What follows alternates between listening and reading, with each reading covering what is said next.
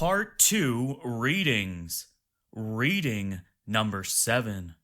Title: Belgium. The Belgium of the 1930s knew two kinds of nationalism. That of the Flemish, who sought a form of national self-determination and tried to affirm their rights over the French-speaking Walloons, but whose particularist nationalism belongs to an older tradition with no social implications, and that of the social nationalism of Rex. We may follow, below, the evolution of Rex, from its origins as a Catholic youth movement to its sudden emergence as an anti-party party in 1936. And we may judge the populist and popular appeal of Jean Degrelle, the movement's youthful demagogic leader, who oscillates between a very Belgian rejection of violence and a highly emotional, in brackets, and typically fascist, end brackets, demand for his followers' souls. End of Eugen Weber's foreword for Readings number 7. Reading number 7A, entitled Jean Denis, The Fundamentals of Rexist Doctrine. Asterisk. Jean Denis, Basis doctrinal de Rex, in brackets, Brussels, 1936, end brackets, pages 8 to 11. Rex is a revolutionary movement. Rex is a popular movement.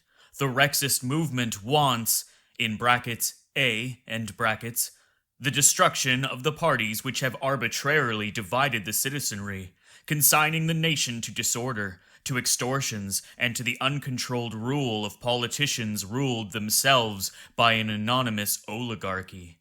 This anonymous oligarchy, made up of those who would hold all powers in the country, maneuvers in the shadows. It sways the vast herd of proletarianized citizens of all social classes, and, on the other hand, holds at its mercy, by their stupidity and by their cupidity, the country's political leadership.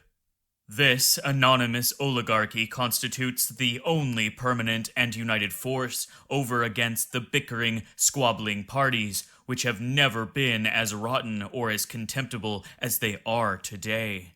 In brackets, B, end brackets, the reconstruction of a popular community, established on elementary moral foundations accepted by all.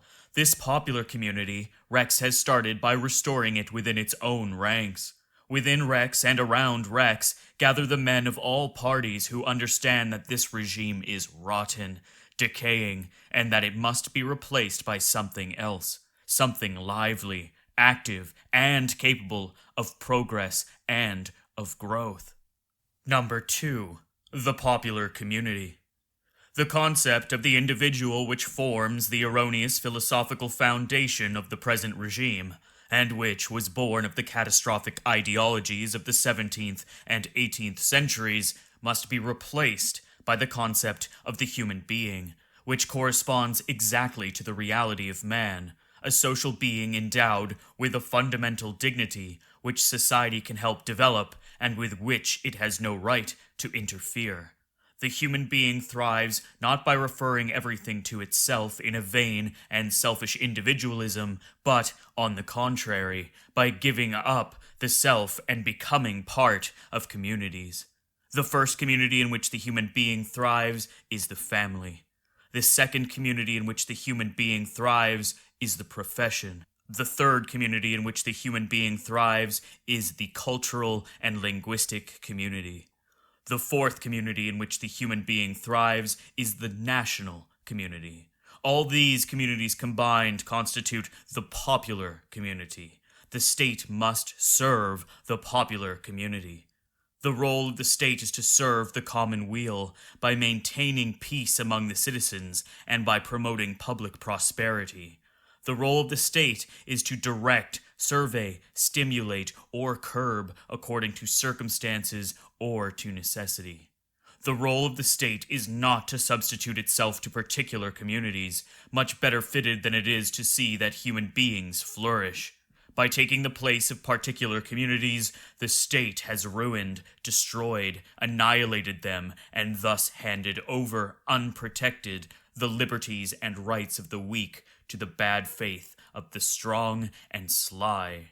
The Rexist movement wants, in brackets A, end brackets, the destruction of all that which is in the present regime, compromises the existence of particular communities, suppresses their dignity, that is, their functions and their social responsibilities.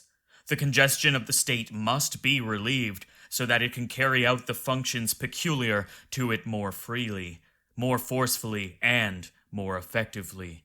In brackets B, end brackets, the reconstruction of particular communities by a comprehensive series of measures designed to restore their position, their rights and their duties in the aggregate of the popular community. This is why the program of Rex is familial, professional, cultural, and linguistic, national. The political regime under which we live recognizes neither the existence nor the rights of the family, the profession, or the cultural and linguistic community. It has lost even the concept of national community, which it has been replaced by the contest of private interests. We may well say that what we need is no more nor less than a revolution. That is, to change the shape of things and recreate natural hierarchies indispensable to the welfare of man, which would be the revolution of order. A revolution directed against a well-ordered state of things is a revolution of disorder. Our revolution against a disorderly state of things is a revolution of order. Number 3. General objectives of the Rexist revolution. Our first and essential goal is to recreate and to reestablish in their lost dignity the particular communities in which the human personality will be free to flourish. These communities are not based exclusively upon material interests. They are, above all, of a moral nature. But we believe that the moral order conditions all the others, and that even purely economic questions are above all social. Before dealing with particular questions which interest a minority of people, it is necessary to consider the general questions which concern everybody. What we want is, first, peace, then prosperity. Alone and overly congested, before isolated individuals left to themselves, the state as it exists at present has shown itself incapable of ensuring either prosperity or peace. To secure peace and prosperity for all, we must begin by ensuring it, and, first and foremost, by ensuring existence and dignity to families, to professions, to cultural and linguistic communities, to the national community. End of reading 7A.